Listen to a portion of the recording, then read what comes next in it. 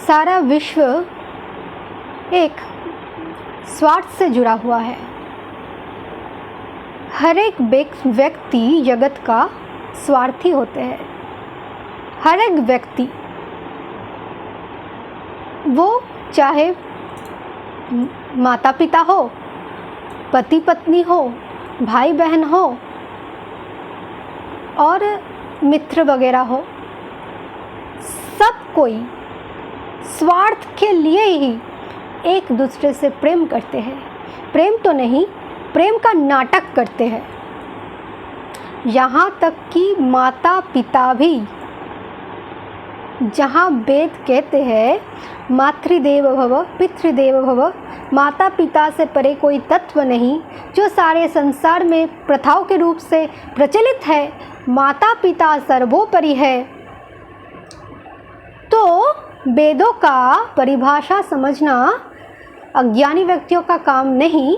इसीलिए वेदों ने डायरेक्ट कहा, चैलेंज किया, नबारे जायायै कामाय जाया प्रिया भवन्ति, आत्मनस्तु कामाय जाया प्रिया भवन्ति, नबारे पुत्रायै कामाय पुत्रं प्रियं भवति, आत्मनस्तु कामाय पुत्रं प्रियं भवति, नबारे पितृकामाय पितरं प्रियं भवन्ति, आत्मनस्तु कामाय पितरं प्रियं भवन्ति, नबारे सर्वस्य कामाय सर्वं प्रियं भवन्ति, आत्मनस्तु कामाय सर्वं प्रियं भवन्ति। तो ये चैलेंज जो है वेदों का, तो इसका अर्थ क्या है? जो पिता होते हैं वो प्रिय इसलिए लगता है क्योंकि सबसे प्रिय है हमारे आत्मा, और हम वहीं पर भूल कर बैठे हैं कि हम शरीर को, देह को आत्मा मानते हैं। तो हम हमारे अस्तित्व से सबसे ज़्यादा लगाव रखते हैं। हमारे अस्तित्व से ही हम प्रेम करते हैं, लेकिन जानते नहीं हमारे अस्तित्व क्या है। इसीलिए हम सोचते हैं पिता, माता, भ्राता, बहन, पुत्र आदि सबसे प्रिय है। लेकिन ज़रा सोचिए कि अगर आप ही नहीं रहेगा, आपका कोई अस्तित्व ही नहीं रहेगा, तो उनके मन में प्रेम भावना आएगा कैसे? कहाँ से आएगा? तो वेद ने यहाँ तक कहा कि जो कुछ प्रेम का नाटक अभिनय दिखाई दे पड़ते हैं, वो सब कुछ जीव अपने आप से प्रेम करते हैं। इसीलिए वो किसी को माँ बना लेते हैं, किसी को पिता बना लेते हैं, किसी को पुत्र बना लेते हैं, किसी को पत्नी बना लेते हैं, किसी को भाई बना लेते हैं। तो जो ये जान गया असली माता पिता कौन है, तो वो तो महापुरुष है। साधारण लोग तो ये सब नहीं जान सकता। जैसे लक्ष्मण जी ने कहा राम को कि मैं किसी माता पिता को नहीं जानता, मेरा माता पिता सब कुछ आप है। मोहे और सबु एक तुम स्वामी, दीन बंधु प्रभु अंतर्यामी। मेरा सब कुछ आप है। मैं किसी कौशल्या, कैकेयी, सुमित्रा को नहीं जानता, मैं किसी दशरथ को नहीं जानता, मैं सिर्फ सीताराम को जानता हूँ। तो ये होते हैं भगवान अवतार महापुरुष के कहने की, वक्तव्य रखने की परिभाषा। अब आती हूँ वेद की तात्पर्य में। वेद ने फिर क्यों कहा, वेदों में क्यों कहा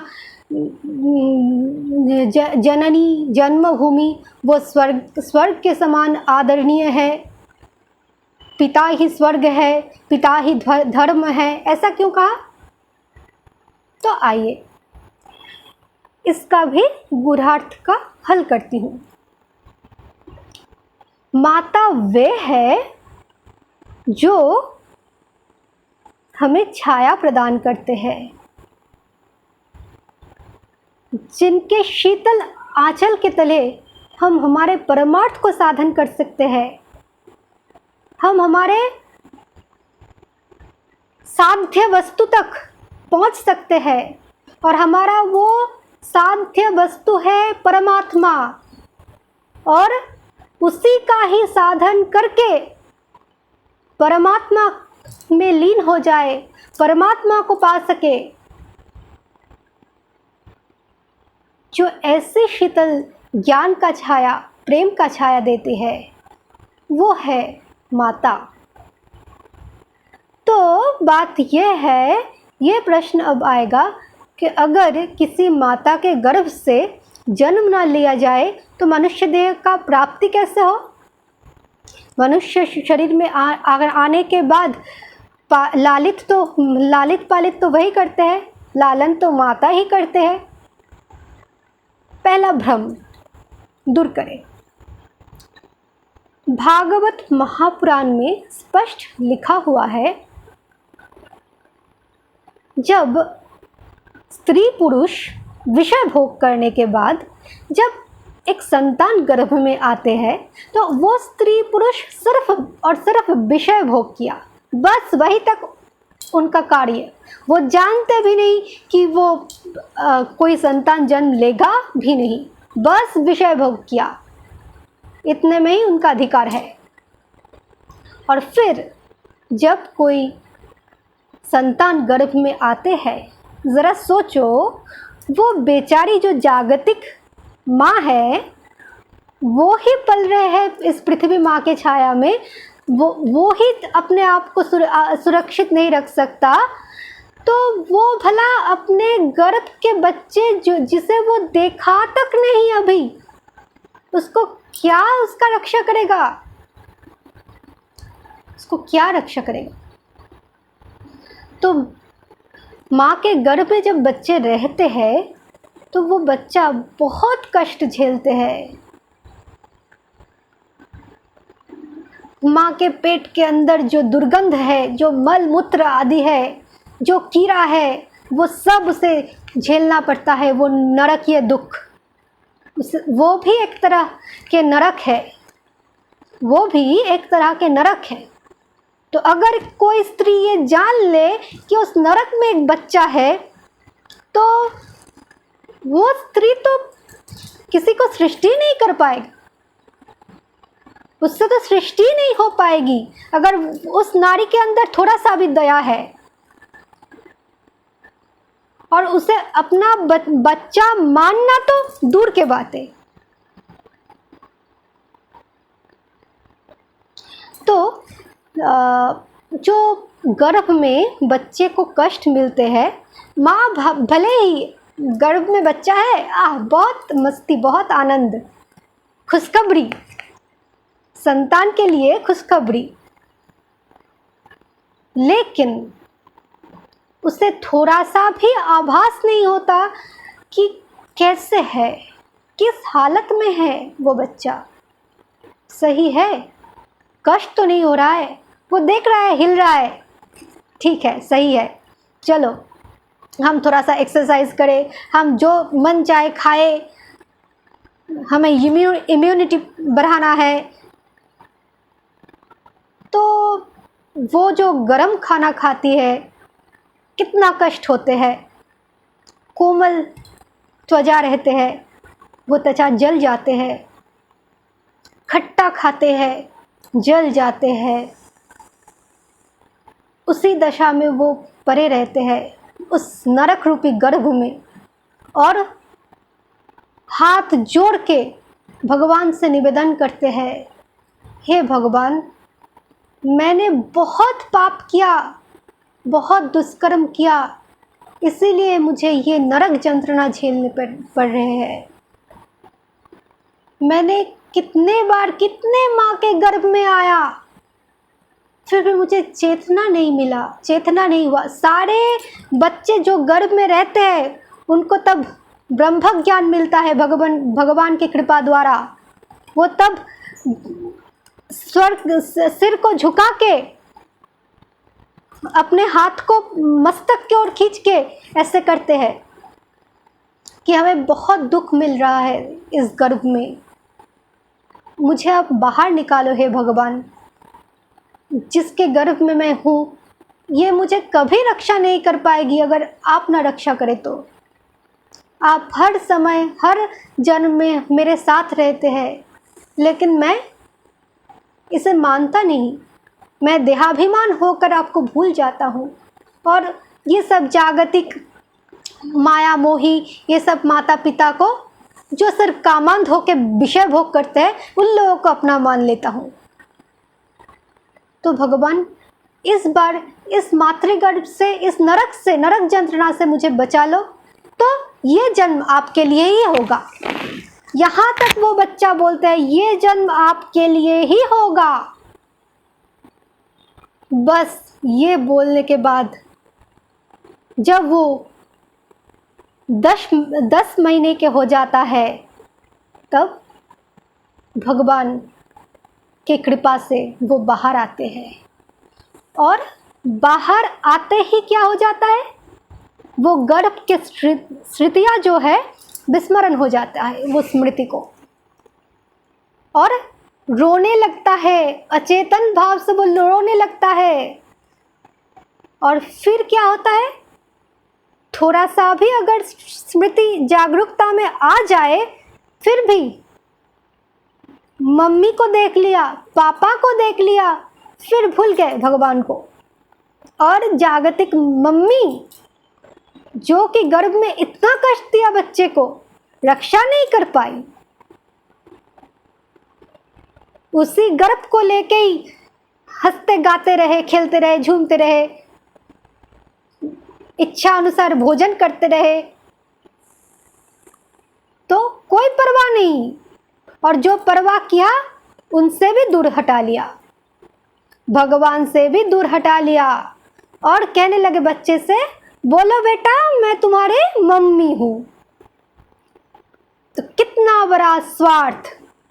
बोलो बेटा मैं तुम्हारा पापा हूं, बोलो बेटा हम तुम्हारे स्वजन है, सुहृद है, मित्र है।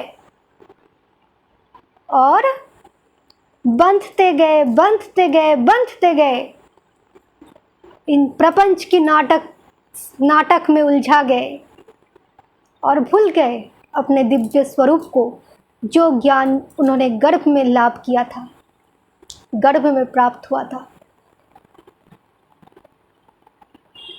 और उलझे गए उन जागतिक संबंध में, संपर्क में। तो पहला स्वार्थ तो ये है, जो माता पिता ने रक्षा भी नहीं कर पाए थे गर्भ के बच्चे को, वो आते ही अपने ओर घुमा लिया, और कहाँ भूल जा, कौन है भगवान, किसी ने नहीं उनका संस्कार किया अच्छी तरह से, जैसे यशोदा मैया ने किया था, देवकी मैया ने किया था। जैसे महापुरुष के जन्म होते हैं, उनके माता पिता जो होते हैं, अवतार के माता पिता जो होते हैं, तो इसका बहुत सारे उदाहरण है पुराण में, शास्त्र में। प्रहलाद जैसे पैदा हुआ, मातृगर्भ में निरंतर भगवान की कथा श्रवण करते थे नारद जी से। और जागतिक माता क्या करते हैं, इच्छा अनुसार जो इच्छा हुआ वही करे, और बच्चे को भी वैसे ही बना देते हैं। जो पवित्र आत्मा हुए थे उसको फिर से पाप युक्त कर देते हैं। फिर नया नया सुंदर सुंदर वस्तु बच्चे के लिए लाते हैं। मोहित करना है ना बच्चे को, मोह में तो जकड़ना है, मोह माया में तो उसको फंसाना है। जो वेदज्ञ माता पिता है, वे लोग बच्चे को पहले ही 5 वर्ष में गुरुकुल में भेजते हैं शिक्षा लेने के लिए, वेद पाठी, वेद पारदर्शी होने के लिए। जैसे हमने रामायण के कथा सुने, और महाभारत के कुंती आदि पांडवों के भी कथा सुने। वे लोग 5 बच्चर उम्र में ही चले गए गुरुकुल। जब 5 बच्चर हुए, 5 साल हुए, तभी वे लोग अपने अपने गुरु के पास गए। और आजकल का माता पिता क्या करते हैं, जागतिक माता पिता, आजकल का नहीं, ये जागतिक माता पिता भी सदा से आ रही है।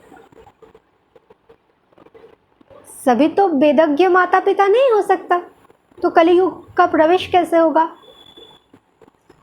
तो वे लोग जो जागतिक माता पिता है, अच्छे अच्छे वस्तु लाते हैं, खिलौने लाते हैं बच्चे को मोहित करने के लिए। बच्चा भी फंस जाता है, अरे कितना प्यार मिल रहा है मम्मी से, पापा से। और बच्चा जितना जितना बड़ा होने लगता है, उतना उतना प्यार में कमी दिखाई पड़ता है। और उस बच्चे, उस नन्हे से जो बच्चे थे, जिससे माता पिता हमेशा चिपकाए हुए रखते थे, बहुत प्यार करते थे, वो जितना बड़ा होने लगता है, उतना ही दिखा जाता है कि स्कूल जाओ, ट्यूशन पढ़ो, ये पढ़ो, वो पढ़ो, खोपड़ी पढ़ो, सब कुछ पढ़ लो। क्या करना ये सब पढ़ के मम्मी? अच्छा ही तो था, पापा अच्छा ही तो था, चिपका हुआ था आप लोगों से, तो वैसा ही रखो ना। देखिए, जब कृष्ण बड़े हुए ना, जैसे राजमाता मतलब यशोदा मैया, जैसे अपने जो गोपाल थे, उसे कभी वो कोई पाठशाला में, गुरुकुल में नहीं भेजा। मेरे कन्हैया बस गोपालन करेगा और मेरे पास आ जाएगा। और आजकल के जो माता पिता हैं, वो क्या करते हैं, कौन सा स्कूल, कौन सा सब्जेक्ट, क्या क्या होता है, वो सब कौन सा अच्छा रहेगा मेरे बच्चे के लिए, किस किस चीज़ में इन्वॉल्व कर दूँ। संगीत में पारदर्शी हो जाए तो एक चैनल खुला रहेगा, बढ़िया पढ़ाई लिखाई करे, बहुत बड़ा पद प्रतिष्ठा मिल जाए तो बहुत नाम मिलेगा। और ऐसे ही बहुत सारे बहुत बढ़िया नृत्य शिल्पी बन जाए, तो इन्वॉल्व कर देते हैं। और बच्चे को क्या समझाते हैं कि देखो बेटा, तुम तो हमारे बच्चे हो, इसीलिए तुम हमारा बच्चा हो, हम चाहते हैं कि तुम्हें सब प्यार करे। क्यों मम्मी आप ऐसे चाहते हैं? क्योंकि अगर तुम पढ़ाई लिखाई करके या कुछ भी करके बहुत बड़े पद प्रतिष्ठा नहीं पाओगे, तो तुम मूर्ख बनोगे। अगर तुम मूर्ख बनोगे तो मेरा मान सम्मान क्या रहेगा? पहला स्वार्थ। तुम अगर डाकू बनोगे, मेरा मान सम्मान क्या रहेगा? तुम अगर अंगूठा छाप बनोगे तो मेरा मान सम्मान कहाँ रहेगा? तो उनका चिंता है मेरा आत्मसम्मान, यानी कि उनका आत्मसम्मान। तो जैसे मैंने पहले ही कहा, ये वेदों का चैलेंज है। सब अपने को प्रेम करते हैं, इसीलिए दूसरे से अपना मतलब हल करना चाहते हैं। तो इसीलिए उसके ऊपर बहुत पढ़ाई लिखाई का और बाकी चीज़ों का वो लोड बना देते हैं, एक प्रेशर क्रिएट कर देते हैं। और फिर माता पिता के हर एक इच्छाएं पूर्ण होनी चाहिए। अगर एक भी बात आपने टाला, बच्चे ने एक भी बात टाला, तो जो बच्चे को कल बहुत हिलाए दुलाए प्यार कर रहे थे, वही बच्चा आज कुछ उल्टा सीधा बोल दिया तो झापर, राक्षस पैदा हुआ, तू मर जा। ऐसा बच्चा नहीं चाहिए। ये है माता पिता का संस्कार। तो माता पिता का संस्कार क्या हुआ? एक तरफ तुम मुझे इतना पढ़ाई लिखाई करा रहे हो, इतना प्यार दे रहे हो, दूसरी तरफ तुम्हारे बात नहीं माना तो झापर, नहीं माना तो निकल जा घर से, तुझे मैं त्याग कर दूंगा।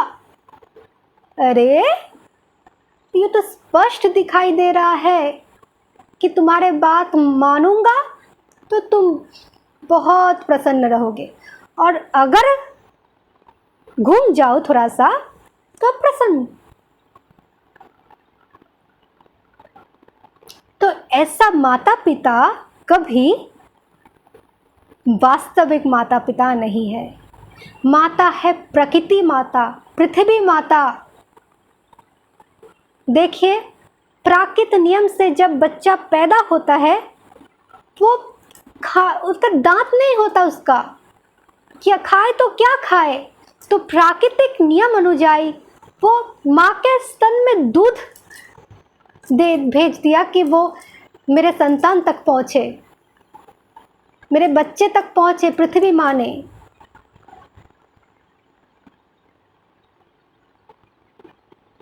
साइंस में तो पढ़े हुए हैं, इसे स्वाभाविक क्रिया कहते हैं। तो असली माँ प्रकृति है, उससे भी जो ऊपर माँ है वो है जो माँ हमें ब्रह्म ज्ञान प्रदान करती है, वही महामाया रूपी ब्रह्ममयी माँ। वो महामाया रूपी ब्रह्ममयी माँ है जिनको स्वीकार किए बिना कभी जीव दुख से, कष्ट से मुक्त नहीं हो सकता। और फिर पिता जो है वो तो परम पिता परमेश्वर ब्रह्मा है, जिन्होंने ये जगत बनाया, और उससे भी ऊपर जो चराचर जगत का पिता है, परमेश्वर है,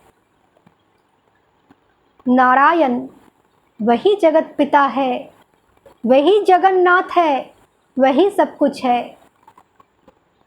इसीलिए वेदों के कर्म कांड से ये सब भ्रमित वाक्य ना निकाले और जगत में ना फंसे कि ये मेरे माँ है, ये मेरे बाप है, यही सर्वोपरि है। असली माँ महामाया परब्रह्ममयी भगवती है, और माँ मान्य है तो पृथ्वी को मानिए, गोमाता को मानिए माँ, तब जाके कृष्ण मिलेगा, परम पिता मिलेगा, नारायण मिलेगा, जो दूषित हुए संसारिक पुत्र को, मतलब जागतिक संबंध में, रिश्ते नाते में, माया मोह में, काम क्रोध में फंसे हुए बच्चे को अपने शीतल ज्ञान के छाव देते हैं, और उसी शीतलता से वो बच्चा ब्रह्म ज्ञान को प्राप्त करते हैं। सारे क्लेश को, सारे पाप को अपने शीतल करकमल से वो धो देती है, और फिर पिता रूपी नारायण के गोद में डालती है। जैसे एक छोटा सा बच्चा गंदे करके रखते हैं, पखाना पेशाब करके रखते हैं, तो जागतिक माँ क्या करते हैं, उसे धो के फिर नहला के उसको उसके पिता के गोद में बिठा देते हैं। वैसे ही ये पृथ्वी माँ को प्रणाम कीजिए, हर एक रूप से पृथ्वी माँ को प्रणाम कीजिए, परब्रह्ममयी महामाया महाशक्ति को प्रणाम कीजिए, तब जाके अपने स्वरूप का पता चलेगा और अपने परम पिता का पता चलेगा। तब जो प्रेम होगा माता पिता के प्रति, उससे आप कृतकृत्य हो जाएंगे, धन्य हो जाएंगे। वही है वास्तविक माता पिता का स्वरूप।